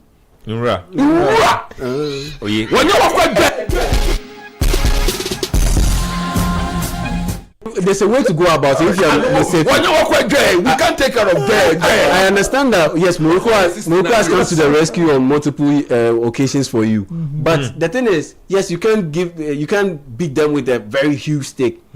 So in that sense, just go to them in person. High level meetings. Let them know that maybe like high level meetings. 11 days to the tournament. So a month before the tournament, the schedule time. So 17th March. So you have it on maybe February 14. Then you give them a deadline. Come out clearly. Are you going to host this tournament or not? If not, let us know. We will do the communication. We will do the communication. Take all the heat. And then people to another country that will be more than ready to host the tournament. But that's all. In that South Africa is saying it is ready. So in that politics. So they don't want to leave the host right. So in that sense, you haven't disrespected Morocco. But at the end of the day, you've also not disrespected the other federations. So you played the balancing act very well. But I think this is where the AFCON thing comes in, because these are people who were conniving together. And after the AFCON, what do you mean conniving? No, hey, allegedly, conniving as in the final. No, but my point is they should have had a lot of this thing should have been complained about before it got to here. When they were hosting under 17, after they had hosted a WFCON, when they were given back-to-back WFCONs to host, at some point someone should have come up and complained that they are, the way they are being given events to host, will have a detrimental effect on the rest of the other federations. They think they've done the continent. Since he's coming, but his thing is he wants to make the African football look like a product. Yes, that's why during the AFCON he sold this Channel 4 and all these rights. He wants to sell it at the best as he wants to bring money into that. Basically, and that's where the come. And you need the top facilities. And I think he needs a top facility, but he also doesn't want to risk trying it again with a different federation. They tried it during the CHAN with Kenya, Tanzania, and Uganda. It didn't look as good as when they had to reschedule. That's for this year's event, but last year's event happened, and that just means that rather than having a consistent product, you look like a product that's good when it's like being is it not by the same countries. is going to play something like the Nations League in Africa? Nations League is coming from 2029 and it'll be happening every single year. But what's happening is that he wants to try a lot of things to see if it can sell African football, make it a solid product when it comes to the European competitions. And I feel that sells well because we've suffered, with getting sponsors. We moved from single number sponsorship to double number sponsorship for our African competitions. It's taken our AFCON to 4 years. And I feel that I don't agree. Yeah, I feel it's going to slow. I'm still divided on that debate. I still think that. Look, he's copying. I think 2 years is too close. I think 4 years is too far. So I mean, there's 3 years again. 2 years. So 3 years. Now you He played the balancing act right. 2 years. He's copying blindly. I like him. They're playing like he's doing. But let's a quick one on the Morocco national head coach thing. Regragui has decided to walk away from the job, and now they brought in Mohamed Aldi.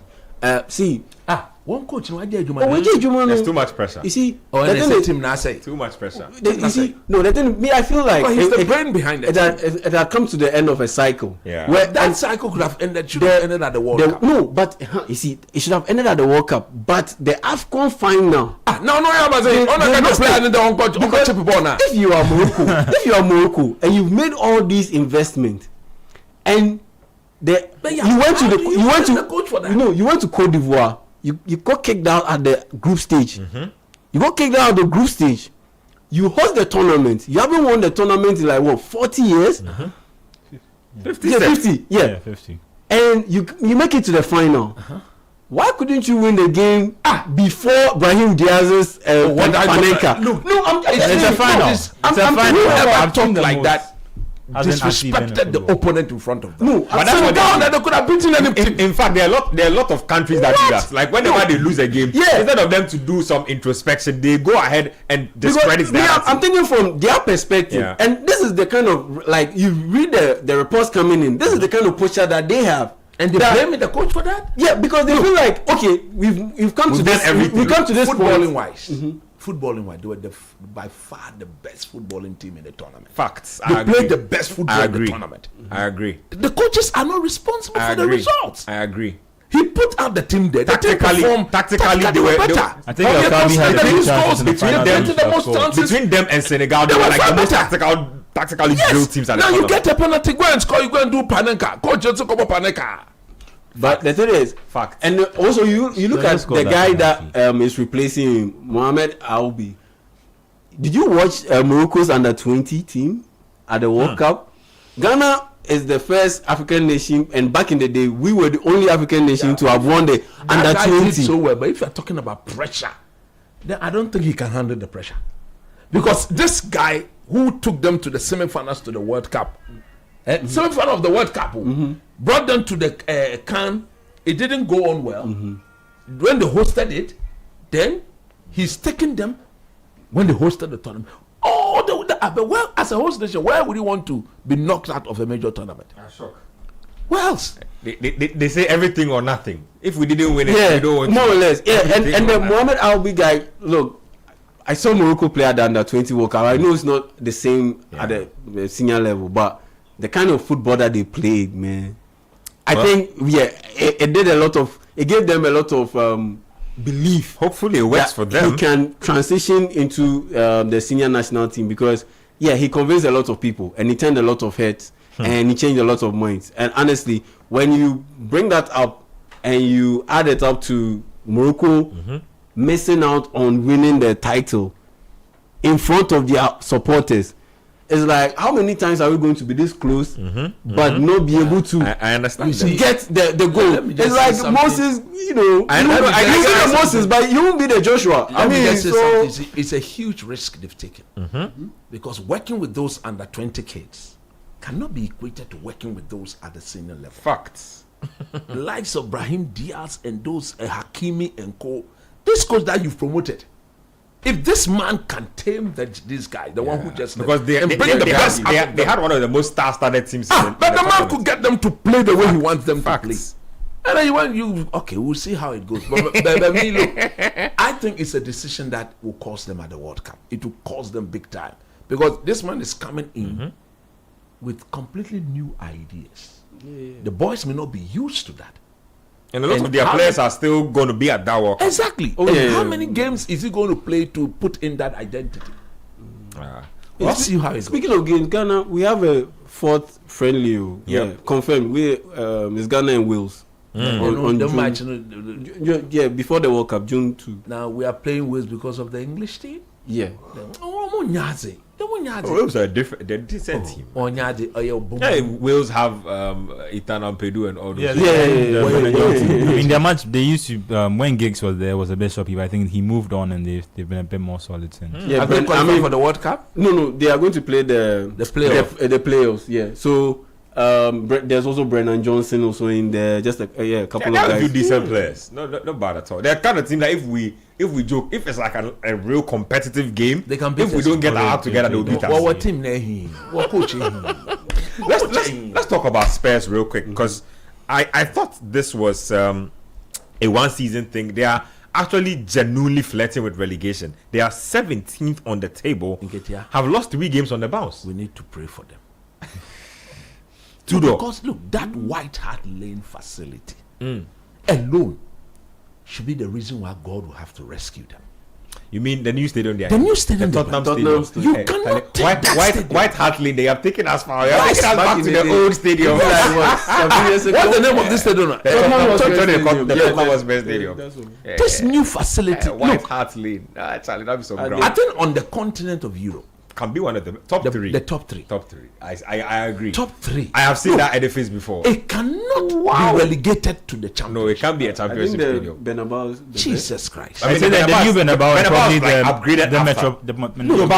But I think that the Tottenham Stadium is better than the Bernabeu purely because it was built fresh from ground up. The Bernabeu was renovated. Yeah. We have to evoke the redemption spirit. Say redemption spirit of Robbie Keane, of Jehovah Zebah to rescue Spurs. Look, when I watched them yesterday, and I eventually was asking myself, they are in 6s and 7s. Is this Daniel Levy's team? They said Daniel Levy was not winning trophies. Daniel Levy, who made them compete. Saul Heung-min, Joachim Low. You don't know what you have until you lose it. What team? Once upon a time, consistent top 4 team. Yeah, and Darren Bill. I can't believe it. They said they didn't. Luka Modric, this first team. This is Van der Vaart and Pavlyuchenko's Spurs. No, but see, if you look at, yes, I agree they've suffered from injuries. Kudus is going to be relegated. That's some serious perspective you are adding to it. There are multiple teams that are worse than them. No, that's in there. No, they are not. They are not. Worse than them player-wise, but right now, Spurs they are only better than Wolverhampton. Even look, they meet Wolverhampton to Wolverhampton will be them. No, because right now Wolves and Burnley are gone. That one is Burnley are not gone. You see, that mathematical thing. Wolves are actually winning now. And Burnley player-wise, but it's been what we are seeing on the pitch player thing has not been demonstrated. If you say maybe like Leeds United or maybe Nottingham Forest, they are 60. But Wolves, they are 60, and the point gap is only 1 point. 1 point. No, but it doesn't even matter if Wolves and Burnley are worse than West Ham win their next game based on what happens to Forest. Spurs will drop into the relegation zone. I get it. 29, 28. Let me find out. And with 9 games left, they are not actually playing well. Let me find their fixture list. And the thing is, before the Van de Ven red card, they were doing well. Yeah, Obi the 10 against 11 share. That wonderful. Somebody won 10 against 11. Yes, it's true. But no, it was a red card that affected Van de Ven, the man who is their best player. Charlie, and in the other games, it was Christian Romero, the man who is their captain. Let me read it. And they find themselves where they are. The people they can realistically get. They've lost the last 5 Let me show you what's going on here. Look at it. They have a game. They have a trip to Anfield next. They will lose. That's their next game. They will lose. Then they play at home to Forest. That's a very tricky game. This is Forest. Forest now. Okoman sitting about 2-2. They can't beat Forest. They can't beat Forest. They have a trip to the Stadium of Light. They lose. They'll likely draw or lose that game. They play Brighton. Another lose. Away from game. Lose. They go to the Molineux to play Wolves. They will win. Probably win that game. Probably. Then they visit Villa. Lose. Then they have a game against Leeds, Chelsea and Everton. They are not winning any of those. Charlie, I don't know. Look, I don't know. I think they can win if they play well, like 3 games. No, but they've lost their last 5 games in a row. And they've lost. They need to win a minimum of 5 before that. And do you know not what's to crazy? get relegated. They are actually thinking about firing the interim manager. He has to go. It's not even like I'm trying to be on him, but he does not inspire confidence in the team. And this is a time in the season where what you need is a jolt. What you need is for people to wake up. Who do you bring in? Try and get Ryan Mason back in after the. You have either get Mason or in between. Oh yeah, that's the name I was trying to Martin Yol's Tottenham Hotspur. Martin Yol, yeah. I think I'll fire him. I'll bring a specialist. Yeah, so Sean maybe. They thought people are mentioning Sean Dyche. I think Harry Redknapp will probably be a better, just for the Spurs example, with 9 games to go in the season. Big Sam.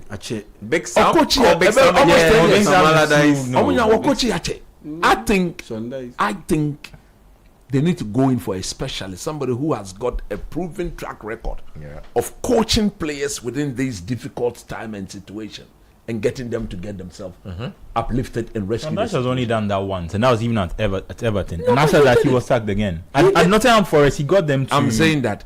What I'm saying is that he's got the record of doing it. If you don't get him, who do you pick out? Can we just do a quick search?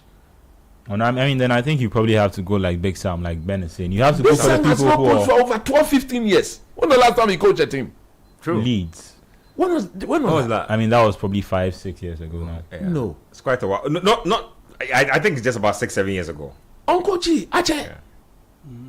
Now, if I'm to look at it, Roy Hodgson. No, he's an old man. He's on retirement. Leave him alone. who?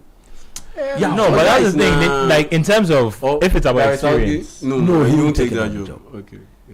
Southgate is eyeing there. The truth is, I know a lot of people, and the struggle is not even just about coaches that they'll get; it's about coaches that will actually want the job as well. Yeah. No, and at the end of the day, here as we speak, is about saving the situation. If the coach wants the job and he cannot save their situation, they get relegated. Yeah. So as we speak now, is somebody who can come in there and say, "Okay, put in the contract, I save you." But who is to blame? And that's where Nottingham Forest thing. Is this a player thing? Is this a management thing? I think it's a whole sort of. I think for me, I think it's a management thing, mainly because of the timing of their dismissal and the appointments that they made and the components, the makeup of their medical team. Because I'm just saying that because and it all goes down to between 2019 and now, they are just about a few figures shy of spending £1 billion on transfers. Yes. Between 2019 and now, that's about just 6 years. 7 years. In that sense, so you need to get the signing. There's no idea. You need to get the signing of the coach right, and they didn't get it right. Once they made that appointment of Thomas Frank, I sat in the studio and I said that it is not a great fit. I knew that it was not good. And that's one. And tied to that management issue is the medical bit. Because how can you have a situation where your starting lineup, what would be your usual starting lineup, you have as many as 8 players in that group injured? There is something wrong. This was not just a Postecoglou thing like they made it seem. It happened. It's happening now. It had happened the season before he came. It happened during his time. And it's happening this season. It is happening now. It cannot be a situation where you don't take a second look at the people in that medical department. And it goes back to management, because they are the ones who will go in there and pay the money. So for me, I think it's about management, because look at the coaches that they've hired. All of them have very good track records.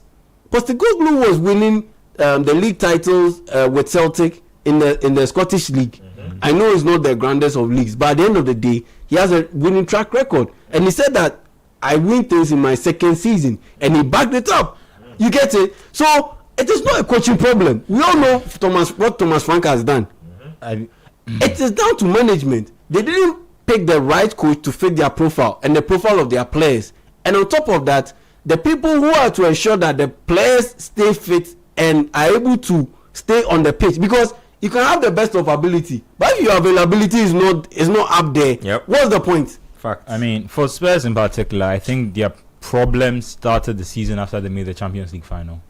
If you remember, after they made the Champions League final, they lost to Liverpool. They didn't sign any players during the summer, and during the whole summer, you could hear what's the name, Pochettino, he was complaining about why aren't they investing? And then Spurs are like they were building the stadium. They were building the stadium. But Spurs are one of those, they spend money, but then they're always spending just below everybody else is spending. They want to seem like they have money like everybody else, but they actually quite miserly. I know what you're saying. If you get what I'm saying, they're actually quite miserly. So they'll spend, and they have that problem. So when they go during that summer, things didn't work out with Pochettino during the season, and that's when Daniel Levy tried to posture things and now go for proven winners. Because that's when he thought that, they've tried the up and coming one. That's when they went for Mourinho and then they went for Conte, and none of that, and that didn't work out any well. And all of that put, Levy himself in trouble. So that's why at the end of this season he's lost his job based on the number of decisions he's probably got wrong over the club over the summer.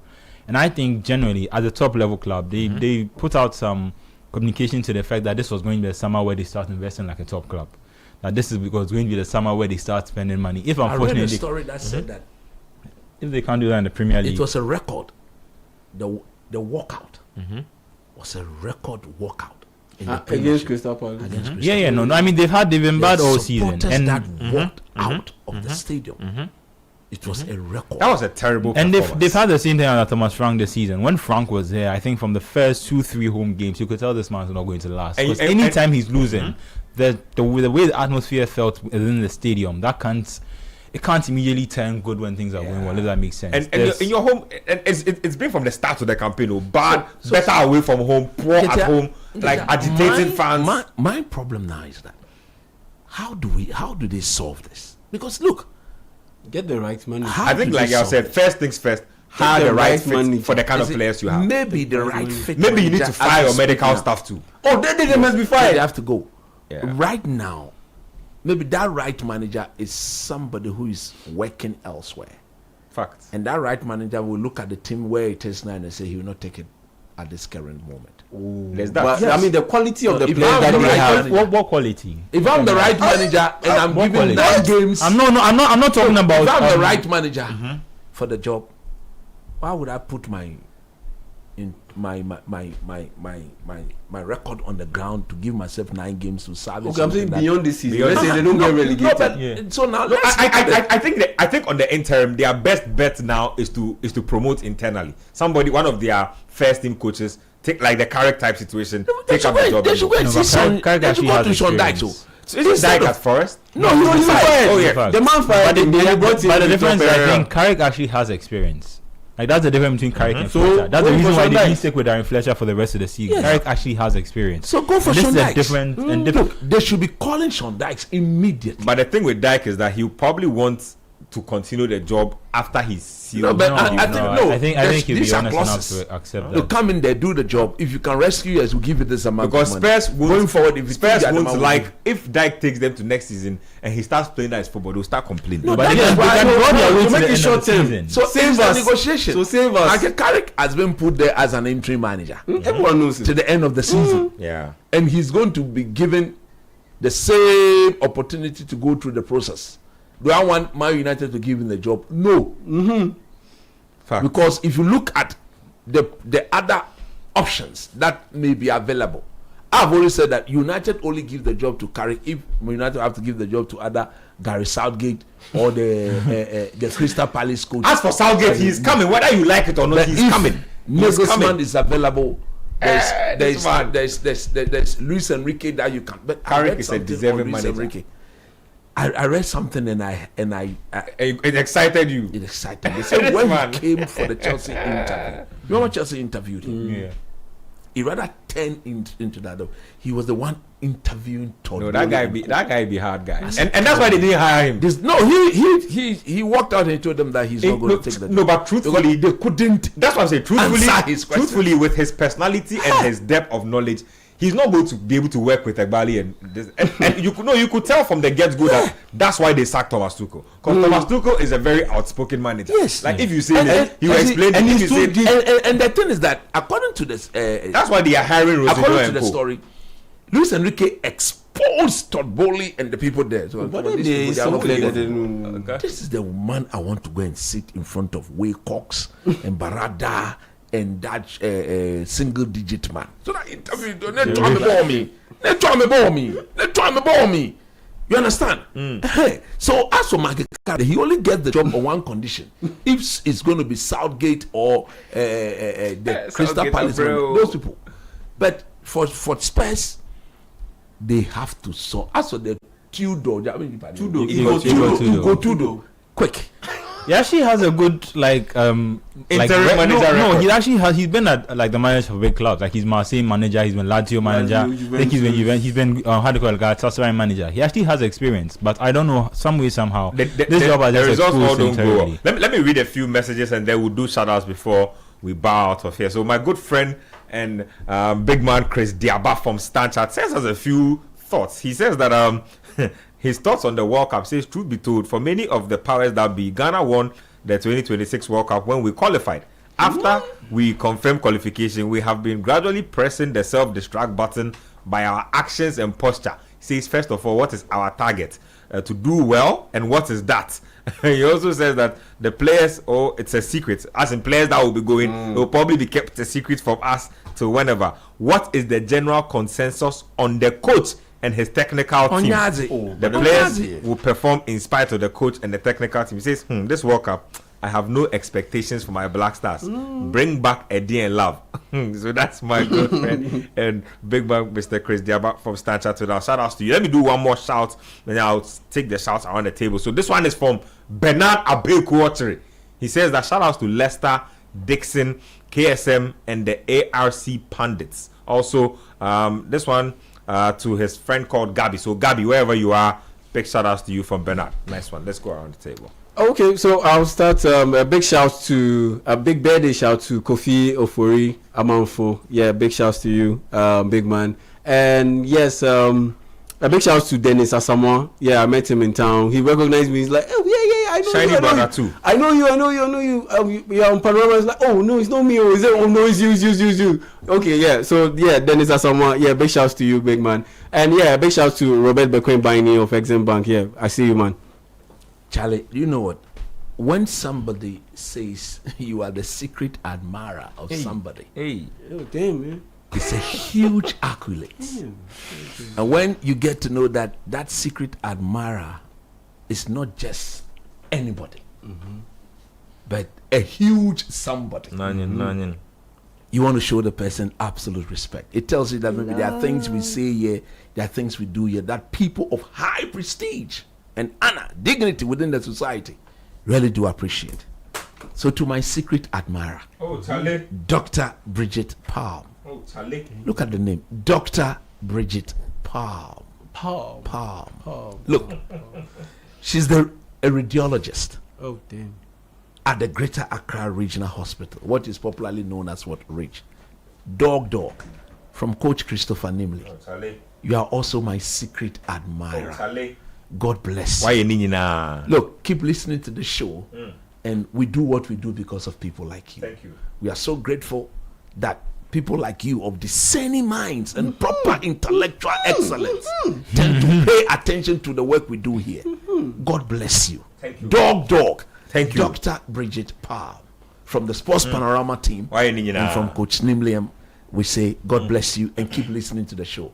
This is your shout out. Take it in big. Take it. Amen. My shout goes to my friend Obed Ayew. It was his birthday yesterday, the 5th of March. Yeah, my guy from way back. We used to see each other way more, but it's been a while. So yeah, shout out to you. Hope you had a good birthday, and yeah, we'll meet soon. Let me do a birthday shout to my brother Sandy Selassie Mensah. Today's your birthday. Happy birthday, bro, and have a good one. That's from me, Ben, and the Sports Panorama team. So do have a good one. I think that's about it from us in here.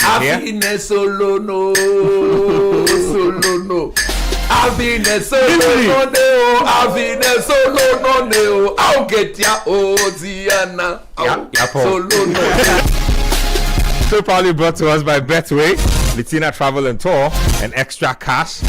You heard Yari Jamie Tamano Kwache, Bernard Abeku, and Coach Christopher Nimley. And Benjamin Nketia. Show will be up on CitiSports GH. Big ups to all of you guys for tuning in to do the listening. Same time next week. Keep doing the listening. Don't change that dial.